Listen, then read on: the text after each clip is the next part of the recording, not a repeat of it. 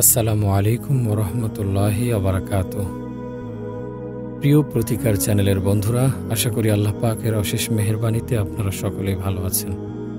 আমরা সবাই চাই সন্তানরা ভালো হোক, ভালো পথে চলুক। প্রতিটি মা বাবাই চান তাদের সন্তানরা ভালো হোক, সঠিক পথে থাকুক, তারা ইসলামী মন মানসিকতার হোক।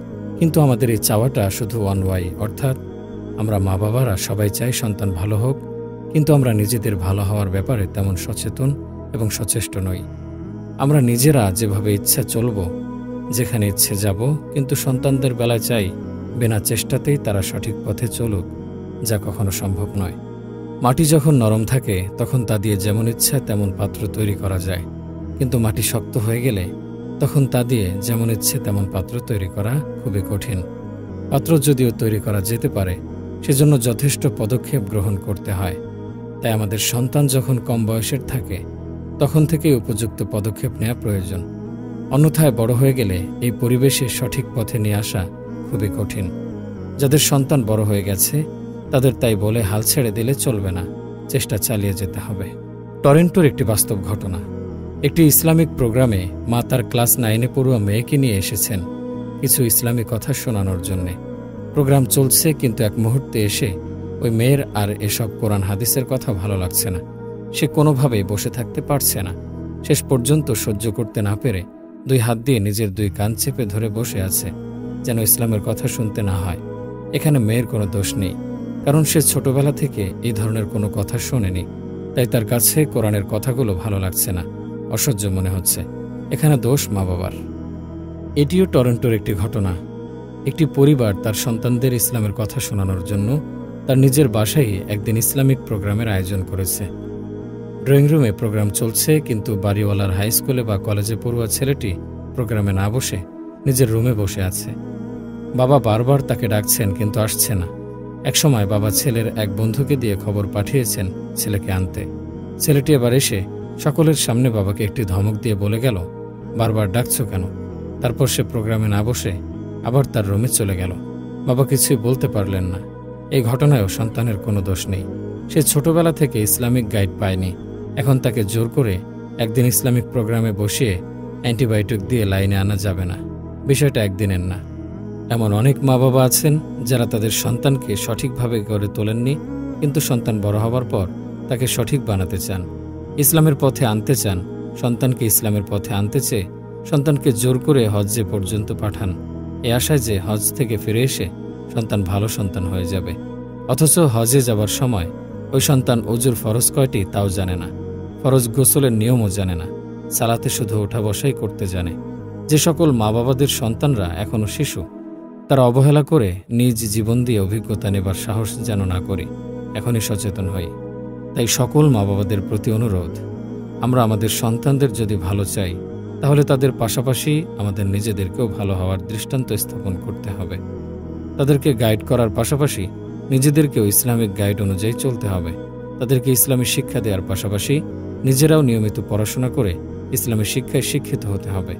কারণ আমরা নিজেরা যদি সঠিক পন্থায় না চলি, কোরআনের দেখিয়ে দেয়া পদ্ধতিতে জীবনযাপন না করি, তাহলে শুধু সন্তানদের ভালো চাওয়ায় সন্তোষজনক ফল পাওয়া যাবে না। যদি মনে করি যে ভালো স্কুলে বা ভালো কলেজে বা ভালো বিশ্ববিদ্যালয়ে ভর্তি করে দিলেই আমি চিন্তামুক্ত, এখন কেবল সন্তানের ভালো রেজাল্ট আর ভালো চাকরির অপেক্ষা, আর এভাবে আমার সন্তান একজন বড় কর্মকর্তা হবেন, এভাবে একমুখী ওয়ান ওয়ে চিন্তা করলে আমার সন্তান একজন বড় কর্মকর্তা হওয়ার পাশাপাশি একজন অমানুষ হওয়ার সম্ভাবনা বেশি। কারণ এখনকার স্কুল কলেজে বা বিশ্ববিদ্যালয়ে শিক্ষার এমন কোনো ব্যবস্থা নেই যেখানে নীতি নৈতিকতা শেখানো হয় যা ইসলামের সঙ্গে সামঞ্জস্যপূর্ণ। মা বাবাদের মধ্যে কোনো সময় একটি ভুল হিসেব কাজ করে। আমরা মনে করি আমার সন্তান সবসময় আমার কথা শুনবে। এটা সবসময় ঠিক নয়। আমার সন্তান এক স্বাধীন সত্তা, তার নিজস্ব অভিরুচি, ধ্যান ধারণা, কল্পনা শক্তি, বোধশক্তি, পছন্দ অপছন্দের স্বতন্ত্র তালিকা রয়েছে। আমি চাইব আর সে তা মেনে নেবে, এটা সব ক্ষেত্রে আশা করা ঠিক নয়। সুতরাং তার জন্য মা বাবাদের উদাহরণ সৃষ্টি করতে হবে। তাকে কেবল ভালো হওয়ার ট্রাই শিক্ষা দেওয়া যাবে না, তাকে কেবল ভালো হওয়ার থিওরি শিক্ষা দেওয়া যাবে না।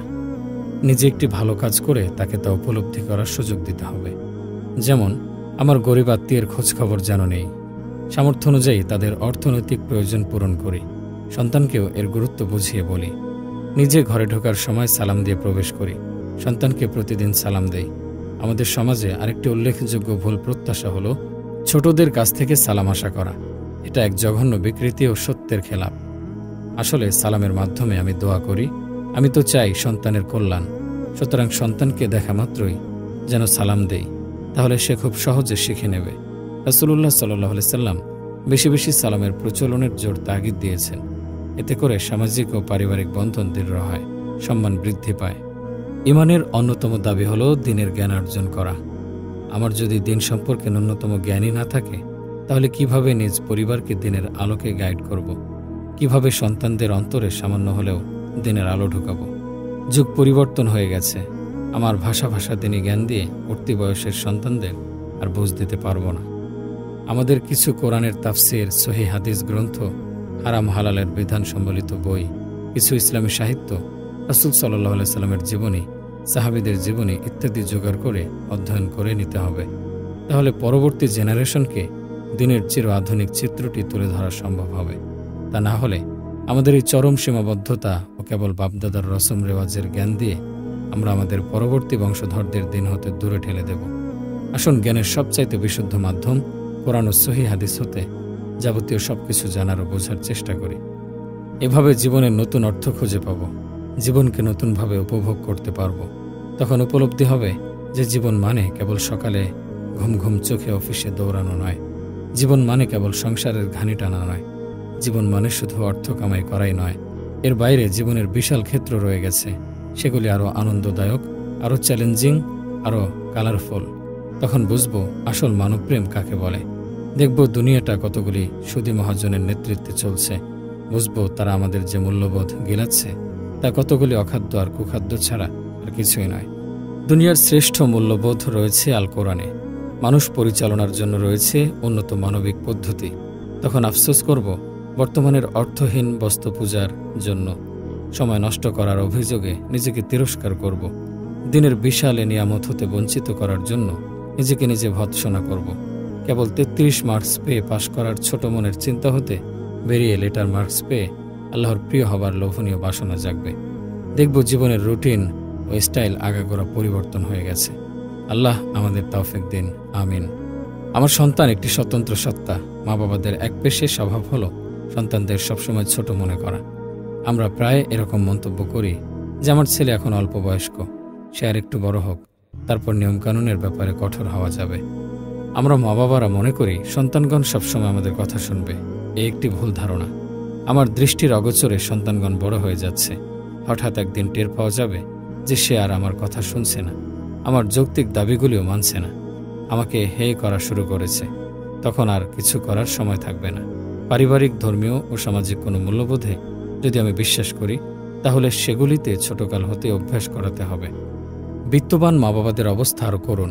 তাদের জন্য আফসোস যে অর্থের পেছনে ছুটে তারা সন্তানদের সময় দেন না। পরবর্তীতে সে অর্থকে অনর্থের মূল বলে মনে করতে থাকেন। বেলা শেষে আফসোস করেন, কিন্তু তখন বেশ দেরি হয়ে যায়। বিত্তশালী পরিবারগুলো অধিকাংশ ক্ষেত্রে সন্তানদের অতিরিক্ত স্বাধীনতা দিয়ে ক্ষতি করেন, কিন্তু শেখার এ সময়টিতে মা বাবারা সন্তানদের প্রাচুর্যে ভাসিয়ে দেন। ফলে সন্তানদের মধ্যে প্রতিকূল পরিবেশে নিজেকে খাপ খাইয়ে নেয়ার ক্ষমতা সৃষ্টি হয় না। কঠিন অবস্থায় নিজেকে সামলিয়ে চলার শিক্ষার অভাবে শিখেই হারিয়ে ফেলে। ভুক্তভোগী মা বাবারা নিজেদের বিষয়গুলির ব্যাপারে যতটা আপোষ করেন, তার চাইতে বেশি আপোষ করেন সন্তানদের বিষয়াদিতে। আর খারাপ কাহিনীর শুরু এখান হতে। প্রত্যহিক জীবনের চাহিদা পূরণে আপোষ, পারিবারিক মূল্যবোধে ধরে রাখার ক্ষেত্রে অবহেলা, সন্তানদের বন্ধুবান্ধব নির্বাচনে একেবারে লাগামহীন স্বাধীনতা দান, করণীয় সমূহের লিস্টের ধর্মীয় শিক্ষাদানকে সবকিছুর পেছনে রাখা, মা বাবাদের একান্ত নিজস্ব বিষয়গুলির প্রতি উদাসীন থাকা, সন্তানদের আলাদা সত্তার স্বীকৃতি না দেয়া, সন্তানদের অন্যায় অবদান মেনে নেয়া ইত্যাদি হল পরিবার নামক দেহে ক্যান্সারের প্রাথমিক লক্ষণ। প্রত্যেকটি পরিবারের কিছু অলিখিত মূল্যবোধ বা ঐতিহ্য রয়েছে। পরিবারের কর্তাগণ যদি সে মূল্যবোধগুলির ব্যাপারে মনোযোগী হন, তাহলে একটা বড় ধরনের লক্ষ্য অর্জিত হয়ে যায়। যেমন কোনো পরিবারে এই নিয়ম রয়েছে যে স্কুল পড়ুয়া সন্তানগণ কোনো অবস্থাতেই অনুমতি ছাড়া মাগরিবের পর ঘরের বাইরে থাকতে পারবে না। এটিও কম নয়, এ বিষয়টিও এমন যে আমেরিকার সরকার কোনো অঙ্গরাজ্যে কারফিউ জারি করে স্কুল পড়ুয়া ছেলে মেয়েদের ঘরের ভেতর থাকতে বাধ্য করা হচ্ছে। আর এ সংক্রান্ত গবেষণায় 534টি আমেরিকান শহরে সন্ধ্যাকালীন কারফিউ সম্পর্কে জনতার যে মতামত পাওয়া গেছে, তাই শতকরা 97% শহরবাসী বলেছেন কারফিউর ফলে শিশু অপরাধ অনেক কমেছে। 96% বলেছেন কারফিউর কারণে ফাঁকিবাজি কমেছে। 88% বলেছে কারফিউ মাস্তানি কমিয়েছে। কারফিউর ফলে 56% শহরে বড় ধরনের অপরাধ কমেছে। অতএব আমার পরিবারে যদি এ ধরনের কোনো ঐতিহ্য থেকে থাকে, তাহলে তা শিথিল যেন না করি, বরং আরও কড়াকড়িভাবে সন্তানদের এ নিয়ম পালনে উৎসাহিত করি। তারা যদি এ নিয়ম পালন করে, তাহলে পুরস্কৃত করতে পারি। পারিবারিক শিক্ষা একজন মানুষের ভিত তৈরি করে। এ শিক্ষা এত শক্তিশালী যা একজন ব্যক্তির সারা জীবনের জন্য দিক নির্দেশনার কাজ করে। সাপ্তাহিক বন্ধের দিন সকালে নাস্তার টেবিলে সম্ভব হলে 2 ঘন্টা সময় নিয়ে বসা উচিত। সাথে পরিবারের সকল সদস্য, স্ত্রী, সন্তান ও অন্য কেউ যদি থেকে থাকে, সকলকে নিয়ে সুন্দর আনন্দঘন পরিবেশে নাস্তা শুরু করা যেতে পারে। পারিবারিক বিষয় আলোচনা করা যেতে পারে। খোলা মনে আন্তরিকতার সাথে পরস্পরকে জিজ্ঞেস করা যেতে পারে কোনো সমস্যা আছে কিনা। সন্তানদের একই প্রশ্ন জিজ্ঞেস করা যেতে পারে। এরপর কোরআনের তাফসির নিয়ে বসা যেতে পারে। সূরা ফাতিহা দিয়ে শুরু। সূরা ফাতিহার সরল অর্থ সবাইকে শোনানোর পর এর তাফসির শুরু করতে হবে। সকলকে প্রতিটি আয়াতের অর্থ, এর বিস্তারিত ব্যাখ্যা এক এক করে শোনানো যেতে পারে। জিজ্ঞেস করতে হবে কারো কোনো কিছু যোগ করার আছে কিনা। সকলকেই বলার সুযোগ দিতে হবে। তারপর সূরা ফাতিহার শিক্ষা বাস্তব জীবনের আলোকে মেলানোর চেষ্টা করতে হবে। এই কাজটি প্রতি সপ্তাহে করতে হবে। এক এক সপ্তাহে এক এক সূরা নিয়ে আলোচনা হবে। পারিবারিক বৈঠকের উদ্দেশ্য থাকবে পরস্পর সম্পর্ক বৃদ্ধি ও আদর্শ পরিবার গঠন। মুম্বাইতে ডক্টর জাকির নায়েকের একটি কোয়ালিটি সম্পন্ন ইসলামিক স্কুল আছে। ডক্টর জাকির নায়েক তার একটি প্রোগ্রামে বলেছিলেন যে এই স্কুল থেকে তার চেয়েও আরও উন্নত মানের শত শত জাকির নায়েক বের হবে ইনশাআল্লাহ। এই স্কুলের সন্তান ভর্তি করার পূর্ব শর্ত হচ্ছে বাড়ি থেকে ডিশ এন্টেনার লাইন আগে কাটতে হবে।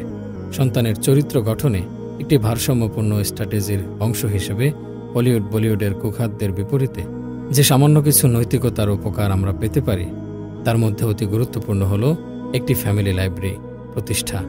এছাড়া ইসলামিক টিভি চ্যানেলগুলোর মেম্বার হতে পারি। ইন্টারনেট থেকেও নিয়মিত ফ্রি পিস টিভি দেখতে পারি। ছোটদের উপযোগী ইসলামিক ডিভিডি, ভিসিডি ইত্যাদি সংগ্রহ করতে পারি। আল কোরআনের তাফসির, সহিহ হাদিস গ্রন্থ, রাসূল সাল্লাল্লাহু আলাইহি সাল্লামের জীবনী, ইসলামী অর্থনীতি, ইসলামের ইতিহাস, ইসলামী সমাজ, 4 খলিফার বিস্তারিত জীবনী, সাহাবীদের জীবনী, অন্যান্য নাবিদের জীবনী, ইসলামী শিক্ষা ইত্যাদি বিষয়ের বই দিয়ে নিজ ঘরে একটি পারিবারিক লাইব্রেরি তৈরি করতে পারি। নিজে যেন পড়ি ও সন্তানদের পড়ার উৎসাহ প্রদান করি। ইসলাম থেকে বঞ্চিত মা, অমুসলিম মা তার সন্তান প্রতিপালন সম্পর্কে যা কিছু চিন্তা করে তাই নশ্বর দুনিয়া পর্যন্ত সীমিত। মৃত্যুর সীমানা পার হয়ে তার দৃষ্টি অনন্ত জগৎ পর্যন্ত প্রসারিত হয় না। নিজের সন্তান হওয়ার কারণে সে তার শিশুর লালন পালন করে। তার অন্তরে সন্তানের প্রতি মমত্ববোধের সীমাহীন আবেগ রয়েছে। সে চিন্তা করে যে সন্তানের মাধ্যমে তার বংশ টিকে থাকবে, অথবা সন্তান বড় হয়ে তাকে আরাম ও শান্তি দেবে এবং তার সাহায্যকারী হবে। এ ধ্যান ধারণার বশবর্তী হয়ে সে নিজের সন্তানকে এমনভাবে প্রতিপালন করে যাতে সে পার্থিব দৃষ্টিকোণ থেকে সার্থক জীবনযাপন করতে পারে। আমাদের সমাজে এমন অনেক মা আছেন, অর্থাৎ যারা ইসলাম প্র্যাকটিস করেন না। তাদের মধ্যে আর অমুসলিম মায়ের মধ্যে চিন্তাভাবনা আর কাজের মধ্যে তেমন একটা পার্থক্য দেখা যায় না। কিন্তু মুসলিম ও অমুসলিম মায়ের লক্ষ্য ও উদ্দেশ্যের মধ্যে সুস্পষ্ট পার্থক্য রয়েছে। একজন প্রকৃত মুসলিম মা যিনি ইসলাম প্র্যাকটিস করেন, সন্তান প্রতিপালনকে তিনি একটি দ্বীনি দায়িত্ব এবং আখিরাতের মুক্তি ও আল্লাহর সন্তুষ্টি অর্জনের মাধ্যম মনে করেন। সন্তানকে প্রাচুর্যপূর্ণ আরামদায়ক একটি জীবন উপহার দেবার লক্ষ্যে তারা সন্তানকে প্রতিপালন করেন না। তারা নিজের অভিভাবকত্বে এমন মুমিন তৈরি করেন যাদের দৃষ্টি সুদূর প্রসারী হবে, যারা দুনিয়ায় আল্লাহর মর্জি মোতাবেক জীবন কাটানো এবং আখিরাতে আল্লাহর সন্তুষ্টি অর্জনের জন্য নিজেকে ওইভাবে পরিচালিত করবে। তাই একজন প্রকৃত মুসলিম মায়ের নিকট সন্তান প্রতিপালনের প্রশ্নটি শুধু পার্থিব দুনিয়ার ব্যাপারে নয়, বরং তার ভালো মন্দের প্রভাব সে জীবনে প্রতিভাত হবে। তার চিন্তা ভাবনা হল, তিনি যদি সন্তানকে ইসলামী ধ্যান ধারণায় গড়ে তোলেন এবং ইসলামী নির্দেশ মোতাবেক লালন পালন করেন, তাহলে তার এই জীবন এবং পরকালীন জীবন দুই সুন্দর হবে। আল্লাহ তার উপর খুশি হবেন এবং তাকে এই পৃথিবীতে শান্তি দেবেন এবং পরকালে জান্নাত দান ও পুরস্কারের বাড়ি বর্ষণ করবেন। যদি তিনি এই দায়িত্ব পালনের দুর্বলতা দেখান অথবা আল্লাহর নির্দেশ অনুযায়ী সন্তানদের গড়ে না তোলেন, তাহলে পরকালে লজ্জিত হবেন এবং আখিরাত নষ্ট হয়ে যাবে। আল্লাহ তার উপর অসন্তুষ্ট হবেন এবং শাস্তি দেবেন। এ ধরনের চিন্তা ও কর্মের সবচেয়ে বড় উপকারী দিক হল যে সকল প্রচেষ্টা সত্ত্বেও যদি সন্তান মায়ের আকাঙ্ক্ষা পূরণে অক্ষম হন, তাহলেও সে মা লজ্জিত হন না, তিনি নিরাশ হন না এবং তার কাজে ভাটা পড়ে না। বরং এই অবস্থায় তিনি সবসময় বলিয়ান থাকেন যে দুনিয়ায় যদি সন্তান তার আকাঙ্ক্ষা পূরণে ব্যর্থ হয়, তবুও তিনি আল্লাহর নিকট যে প্রতিদানের প্রত্যাশী তা তিনি পূরণ করবেন। তিনি বড় শক্তিশালী, তিনি বান্দার সুন্দর কাজের পুরোপুরি প্রতিদান দেন এবং কখনো বান্দাকে প্রতিদান থেকে বঞ্চিত করেন না। স্ত্রী স্বামীর ঘরের তত্ত্বাবধায়ক এবং জিম্মাদার। যেসব ব্যক্তি ও বস্তুর তত্ত্বাবধায়ক তাকে বানানো হয়েছে, সে ব্যাপারে তাকে জিজ্ঞেস করা হবে। অতি ছোট অবস্থা হতে সন্তানদের লালন পালনে মায়ের উপস্থিতি ও সঙ্গ খুবই প্রয়োজন। পশ্চিমা সংস্কৃতি ও সভ্যতার গুরুরা মহিলাদের সম অধিকারের কথা বলে এক প্রকার উত্তেজনা সৃষ্টি করে। এতে কোনো কোনো শিক্ষিতা মহিলা শুধুমাত্র ঘর সংসার করাটাকে সময় ও শ্রমের অপচয় বলে মনে করে থাকেন। এটি একটি সামাজিক উন্মাদনা ও শোষণ, আর মহিলারা নিজেদের স্বকীয়তা ভুলে কেবল প্রচারণা আর অপসংস্কৃতির ফাঁদে পড়ে একই স্লোগান শুরু করেন। তারা ঘরে থাকাটাকে অপেক্ষাকৃত নিচু কাজ মনে করেন। এতে কয়েকটি ধীর গতির বিপর্যয় শুরু হয়। একটি পরিবার ক্ষতিগ্রস্ত হয়, একজন শিশু সন্তান ক্ষতিগ্রস্ত হয়, একজন মা শোষিত হন, যদিও তিনি তা মনে করেন না। পরিণতিতে সমাজের সকল শিশু ক্ষতিগ্রস্ত হয়, ফলে গোটা জাতি ক্ষতিগ্রস্ত হয়। যে পশ্চিমা সংস্কৃতি সম অধিকার নামক আগুনের স্রষ্টা, তারা এবার প্রমাণ করছে যে শিশু সন্তানগণ মায়ের অনুপস্থিতিতে চরম মানসিক ক্ষতির সম্মুখীন হয়। একটি উন্নত দেশ যেখানে শতকরা সর্বোচ্চ হারে মেয়েরা পুরুষের পাশাপাশি সর্বত্রই কাজ করে, সম্প্রতি একটি সমীক্ষা চালিয়ে নিম্নোক্ত পর্যবেক্ষণ পত্রিকার প্রথম পৃষ্ঠায় প্রকাশ করেছে। 2000 শিশুর উপর জরিপ চালানো হয়। এ জরিপ চলে টানা 3 বছর ধরে। এতে দেখা যায় যেসব শিশু দিনভর তাদের মা ছাড়া অন্য কারো দ্বারা লালিত পালিত হয়, যেমন ডে কেয়ার সেন্টার, মেইড ইত্যাদি, তাদের সার্বিক বেড়ে ওঠা ক্ষতিগ্রস্ত হওয়ার সম্ভাবনা অন্যদের তুলনায় দ্বিগুণ। যিনি এ জরিপ পরিচালনা প্রধানের দায়িত্ব পালন করেছেন, তিনি বলেন, দিনের সিংহভাগ সময় মায়ের অনুপস্থিতিতে শিশুরা যথাযথ মনস্তাত্ত্বিক সাপোর্ট পায় না, ফলে তাদের মানসিক স্বাস্থ্য ঠিকমতো গড়ে ওঠে না।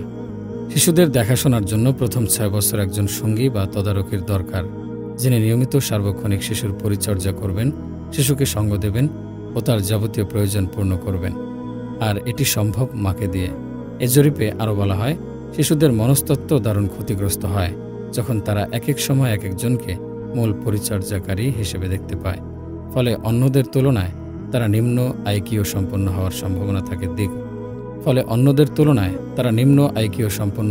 সম্ভাবনা থাকে 3 গুণ। এটি মাত্র একটি জরিপের ফলাফল। এ ধরনের সকল জরিপ একই কথা বলে। মূল কথা একটাই, শিশুদের পরিচর্যার জন্য মায়ের কোনো বিকল্প নেই। এখন সিদ্ধান্ত আমার শিশুর অধিকার রক্ষা করে তার সার্বিক উন্নতিতে ভূমিকা রাখব, নাকি বাইরে চাকরি করে সংসারের স্ট্যাটাস ঠিক রাখার জন্য টাকা কামাবো।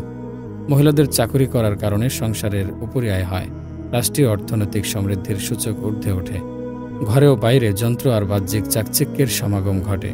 কিন্তু এর জন্য যে মূল্য দিতে হয় তা কি একেবারে কম? সর্বপ্রথমে বিষয়টি মহিলারা বোঝেন না যে চাকরি করে তারা শোষণের শিকার হচ্ছেন। পুরুষরা চাকরি করে তাদের প্রাকৃতিক স্বভাবে ঘরের বাইরের কর্মচাঞ্চল্য। শতকরা একজন পুরুষও পাওয়া যাবে না যিনি সারাদিন অফিস বা ব্যবসায়ের কাজ করে ঘরের কাজে যথাযথ ভূমিকা পালন করে, স্ত্রী ও পরিবারকে সহায়তা করছেন। কেউ কেউ আবার যুক্তি দেখান যে পুরুষরা বাহির হতে বাসায় এসে ক্লান্ত শ্রান্ত দেহে ঘরের কাজে সহযোগিতার শক্তি থাকে না। এবার আসে স্ত্রীদের কথায়। স্ত্রীগণ কোনো অবস্থাতেই নিজ বাসার সার্বিক দায় দায়িত্ব হতে মুক্ত হতে পারবেন না। স্ত্রী যত বড় চাকরি করুক না কেন, বাইরে যত ব্যস্ত সময় কাটান না কেন, তিনি সন্তান পালন, রান্না, তার ঘরের সৌন্দর্য রক্ষা, বাসা পরিষ্কার পরিচ্ছন্ন রাখা ও সার্বিক অবস্থার দেখভাল করার সহজাত মানসিকতা হতে কখনো মুক্ত হতে পারবেন না। এবার দেখি পুরুষ কয়টি চাকরি করছেন আর স্ত্রী কয়টি চাকরি করছেন। পুরুষ আসলে চাকরি করছেন একটি, আর স্ত্রী করছেন 3টি। একটি অফিসের চাকরি, একটি ঘর দেখাশোনার সার্বিক চাকরি, আর একটি সন্তানদের দেখাশোনার চাকরি। এটি কি নারী শোষণ নয়? অতএব সন্তানের মা যাই করেন না কেন, সন্তানদের গুরুত্বপূর্ণ সময়ে যদি তিনি কাছে থাকতে না পারেন, তাহলে এটা একটা বিরাট অবিচার। সন্তানদের সঠিকভাবে বেড়ে ওঠার জন্য প্রকৃত শিক্ষা লাভের স্বার্থে একজন প্রকৃত মানুষ হিসেবে গড়ে ওঠার লক্ষ্যে মাকে সঠিক সিদ্ধান্ত নিতে হবে। আরও একটি ক্ষতিকর বিষয় হল সন্তানদের সামনে অন্যায় কাজ করা ও তা নিয়ে আলোচনা করা। এতে কচি ছেলে মেয়েদের কোমল মনে দীর্ঘস্থায়ী প্রভাব পড়ে, ফলে তারা অন্যায় কাজ করার মন মানসিকতা নিয়ে বড় হয়। পরবর্তীতে মা বাবারা অবাক হয়ে দেখেন কিভাবে সন্তানরা অন্যায় কাজ করছে। প্রকৃত কথা হলো, সন্তানগণ এ অন্যায়গুলি শিখছে তাদের মা বাবার কাছ থেকে। যেমন, মা বাবারা অবৈধ ইনকাম করে থাকেন, সরকারকে ট্যাক্স ফাঁকি দিয়ে থাকেন, মিথ্যা কথা বলে থাকেন, সবসময় অন্যের সমালোচনা বা গীবত করে থাকেন, অন্য পরিবারের ক্ষতি করে থাকেন, স্বামী স্ত্রী প্রায় ঝগড়াঝাটি করে থাকেন, টিভিতে আপত্তিকর অনুষ্ঠান দেখে থাকেন ইত্যাদি। যেমন, কেউ একজন ফোন করেছে আমার কাছে, আমার সন্তান ফোন রিসিভ করে আমাকে বলছে, বাবা তোমার ফোন। আমি আমার সন্তানকে বলছি, বল বাবা বাসায় নেই। এতে সন্তান অবাক হয়ে চিন্তা করে, এটা কেমন কথা, বাবা বাসায় থেকে বলছে সে নেই। সন্তান তখন অঙ্ক মেলাতে পারে না। যেমন, কেউ একজন আমাকে ফোন করেছে রাত 11টার দিকে, আমি ফোন রিসিভ করেছি এবং যিনি ফোন করেছেন অপর প্রান্ত থেকে তিনি বলছেন, এত রাতে ফোন করে বিরক্ত করলাম না তো? আমি উত্তরে বলছি, না না, বিরক্ত হয়নি। কিন্তু বাস্তবে দেখা গেল ফোনে কথোপকথনের শেষে স্ত্রী সন্তানদের সামনে বিরক্ত হয়ে মন্তব্য করছি যে বেটা ফোন করার আর সময় পেল না। এখানেও সন্তান অবাক হয়ে বাবাকে দেখে যে বাবা ভদ্রলোককে ফোনে বলল, না বিরক্ত হয়নি, কিন্তু এখন বলছে পুরো বিপরীত। এখানেও সে জীবনের অঙ্ক মেলাতে পারে না। বাসায় সাধারণত মেহমান আসলে ছেলেমেয়েরা খুশি হয়, কিন্তু কোনো কোনো মা বাবারা বিরক্ত হন। মেহমানদের সামনে একরকম আচরণ করেন এবং মেহমান চলে গেলে সন্তানদের সামনে মেহমানদের নিয়ে খারাপ মন্তব্য করেন। এতে সন্তানরা অবাক হয়, কেন এমন আচরণ? মেহমানদের সামনে বাবা বলছেন, আপনারা আসাতে আমরা খুব খুশি হয়েছি, আবার আসবেন কিন্তু। আবার মেহমান চলে যাওয়ার পর সন্তানরা দেখছে আসলে বাবা অখুশি। সন্তান লালন পালনের ক্ষেত্রে রাগ বা ক্রোধকে দমন করে সহনশীলতা ও কোমলতা অবলম্বন করতে পারা মা বাবাদের একটি বিশেষ গুণ। ক্রোধ আসে শয়তানের পক্ষ হতে। শয়তান মানুষের চরম শত্রু। সে কারণে কখনো কেউ ক্রোধ বা রাগের বশীভূত হলে আল্লাহর নিকট আশ্রয় প্রার্থনা করতে হয়, কেননা ক্রোধ মানুষের হিতাহিত জ্ঞানকে নিঃশেষ করে দেয়। ফলে ক্রোধ মানুষকে যে কোনো বড় ধরনের দুর্ঘটনায় ফেলে দিতে পারে। তাই তো আল কোরআনুল কারীম ও হাদিসে অত্যন্ত গুরুত্বের সাথে ক্রোধের অপকারিতা বর্ণিত হয়েছে এবং সহনশীলতা, ধৈর্য ও কোমলতার নীতি অবলম্বন করতে নির্দেশ দেওয়া হয়েছে। আল কোরআনে আল্লাহ তাআলা বলেন, তাদের বৈশিষ্ট্য হলো তারা ক্রোধকে হজম করে এবং লোকদের সাথে ক্ষমার নীতি অবলম্বন করে চলে। অনেক সময় আমরা মা বাবারা নিজ সন্তানদের কিছু কার্যকলাপ দেখে খুবই অস্থির হয়ে যাই এবং নিজেদের রাগকে কন্ট্রোল করতে পারি না। আমরা পত্রপত্রিকায় এরকমের কয়েকটি দুর্ঘটনা দেখেছি। বাবা রাগের বশবর্তী হয়ে নিজ সন্তানকে আঘাত করতে গিয়ে মেরেই ফেলেছেন, আবার নিজ মেয়েকে শাসন করতে গিয়ে নিজেকেই শেষে জেলে যেতে হয়েছে। যা হোক, সবসময় একটা কথা মনে রাখতে হবে যে সন্তানদেরকে শাসন করতে হবে ধৈর্যের মাধ্যমে। কিছুতেই তাদের উপর অত্যাচার করা যাবে না। শিশুদের শাস্তির নামে অত্যাচার করা এক প্রকার ক্ল্যান্ড অ্যাবস। সঠিক সংশোধন প্রক্রিয়ার মাধ্যমে শিশুকে শুধরাতে হবে। শিশুদের শাস্তির নামে অত্যাচার করা এক প্রকার চাইল্ড অ্যাবস। সঠিক সংশোধন প্রক্রিয়ার মাধ্যমে শিশুকে শুধরাতে হবে। রাগ হলে কিছু করণীয়: ওযু করা অথবা গোসল করে নেওয়া, আর বুঝতে হবে এখানে শয়তান উপস্থিত। নফল সালাত আদায় করা, এমত অবস্থায় আল্লাহর কাছে সাহায্য চাওয়া। নিশ্চয়ই আল্লাহ সাহায্যকারী, আমাদের প্রতিপালক ও সর্বনিয়ন্তা মালিক। দাঁড়ানো থাকলে বসে পড়া, বসে থাকলে শুয়ে যাওয়া, চোখ বন্ধ করা, দীর্ঘ নিঃশ্বাস নেয়া, উল্টো দিক থেকে গণনা করা, নিজে নিজে পজিটিভ কথা বলা, নিজের কাছে নিজে আপিল করা। আমি যে পেশায় নিয়োজিত থাকি না কেন, সর্বদা সুযোগ খুঁজতে হবে স্ত্রী ও সন্তানদের সাথে সময় কাটানোর। এমন অনেক কেতাদুরস্ত লোকের সন্ধান পাওয়া যায় যারা সারাদিন বন্ধুদের সাথে আড্ডা মেরে যখন রাতে বাসায় ফেরেন তখন তার সন্তানদের গায়ে হাত বোলানোর আর কোনো শক্তি বা আগ্রহ থাকে না। ছোট সন্তানদের হাত ধরে রাস্তায়, পার্কে বেড়াতে যাওয়া উচিত। মনে রাখতে হবে, আর কিছুদিন পর আমি চাইব, কিন্তু সন্তানরা আর আমার হাত ধরে হাঁটতে চাইবে না। মেয়ে একটু বড় হলে তো সেই আমার কাছ হতে দূরে সরে থাকবে। সুতরাং এখনই সময়, বেশি বেশি করে তাদের সাথে সময় কাটানো উচিত। সপ্তাহান্তে তাদের পার্কে, জাদুঘরে, চিড়িয়াখানায়, বিভিন্ন দর্শনীয় স্থানে নিয়ে যাওয়া উচিত। যেখানে যাই সবাই যেন সালাত আদায়ের ব্যাপারটি ভুলে না যায়। তা না হলে সন্তানরা মনে করবে সালাত কেবল ঘরের ভেতরের বিষয়। ইসলাম যেমনইভাবে আল্লাহ ও রসুলের প্রতি ঈমান আনয়ন করা, সালাত, সিয়াম, হজ, যাকাত প্রভৃতি আদায় করা এবং বিশ্বস্ততা, আল্লাহ ভীতি, সদাচার ও সুন্দর চালচলন অবলম্বনের নির্দেশ দেয়, তেমনইভাবে ইসলামের আরেকটি বিশেষ শিক্ষা হল আমরা যেন আল্লাহ, রাসূল ও দ্বীনকে দুনিয়ার সকল জিনিস তথা নিজেদের বাবা মা, ভাই বোন, স্বামী স্ত্রী, পরিবার পরিজন, সন্তান সন্ততি, ধন সম্পদ ও ইজ্জত সম্মান, এমনকি নিজের প্রাণের চেয়ে অধিক ভালোবাসি। অতএব যদি কখনো এমন কোনো নাজুক পরিস্থিতির উদ্ভব ঘটে যে দিনের উপর টিকে থাকা এবং আল্লাহ ও তার রাসূলের নির্দেশ মোতাবেক চলার ক্ষেত্রে আমাদের ধন সম্পদ, ইজ্জত, সম্মান ও জীবনের উপর ঝুঁকি গ্রহণ করতে হয়, তখনও আমাদের জন্য উচিত আল্লাহ, রাসূল ও দ্বীনের পক্ষ পরিত্যাগ না করা। তাতে আমাদের জানমাল, ইজ্জত, সম্মান বিনষ্ট হলেও আমরা যেন তা নীরবে মেনে নেই। কোরআনের একাধিক জায়গায় বলা হয়েছে, যারা মুখে ইসলামের দাবি করে অথচ আল্লাহ, রাসূল ও দ্বীনের প্রতি তাদের হৃদয়ে সেই পরিমাণে ভালোবাসা নেই, তারা প্রকৃত মুমিন নয়, বরং তারা আল্লাহর পক্ষ থেকে কঠিন শাস্তির উপযুক্ত। আল্লাহ বলেন, হে রাসূল, লোকদেরকে বলে দিন, তোমাদের নিকট যদি তোমাদের বাবা মা, তোমাদের সন্তান, তোমাদের ভাই, তোমাদের স্ত্রী, তোমাদের বংশ, তোমাদের উপার্জিত ধন সম্পদ, ব্যবসা বাণিজ্য, যার মান্দা ভাবকে তোমরা ভয় করে থাকো, এবং তোমাদের বাড়ি যা তোমরা খুবই ভালোবাসো, এগুলো যদি তোমাদের কাছে আল্লাহ ও তার রাসূল ও তার পথে একান্ত চেষ্টা সাধনা জিহাদ করা অপেক্ষা অধিকতর প্রিয় জিনিস হয়ে থাকে, তাহলে আল্লাহর সিদ্ধান্ত আসা পর্যন্ত অপেক্ষা করতে থাকো। মনে রেখো, আল্লাহ সত্যত্যাগী অবাধ্য সম্প্রদায়কে সৎপথ প্রদর্শন করেন না।